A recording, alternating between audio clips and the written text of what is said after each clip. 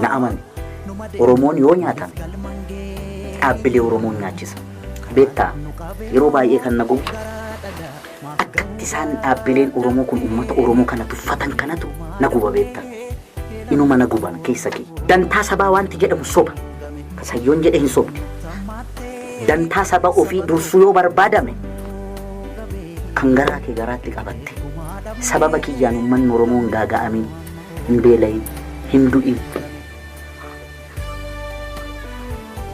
qeerraan godaanin jetteetu gadof cabsite dhugaa kee qabatte maal godhanna daggalatti ittisanii ittiin doorsisuu fi abboomamta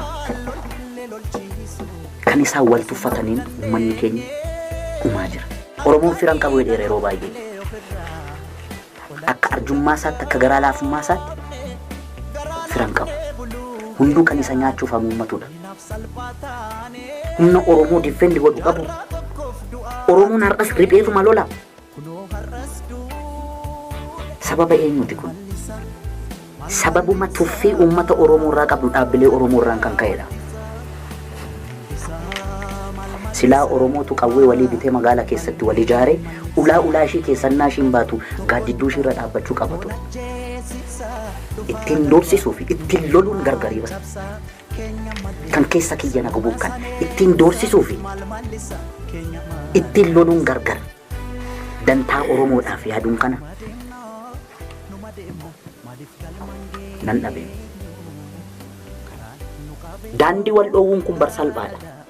Namni dantaa saba Oromoof yaadu garuu waan na ulfaatu tokko hojjeta. Wanti ulfaatu maali? Mu'amu. Walii mu'amu. Walii mu'amu. Silaa uummata Oromoo kanatu sakaanis dhiibee 4 kiiloo galche, sakaanis alaa galche. Walumaa galatti wanti ulfaatu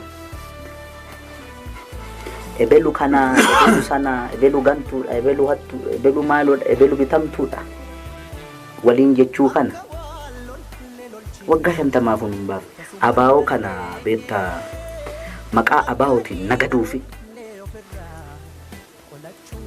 maqaa abaa'ootiin hojii kashan abaa'oo kana mee nadhii gammadaatitti dhabamee bar laggasaa wagiititti du'ee bar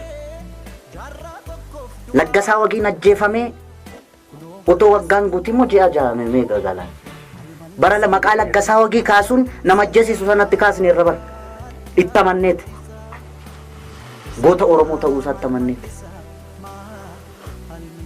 hagganoo dheengadda nu reebsisaa baateetu har'a maqaa abaa'ootiin itti keessa seenteetu Oromoo kana qoqqoodde betta kanaaf maqaa opiidiyoo kanaanis ano opiidiyoo ODP something kanaanis warra ummata kana qoqqoodde qircaa godhachuu barbaaddu kun ummata kanarraa dhaabbachuu qabde tuffiirraa ka'aku.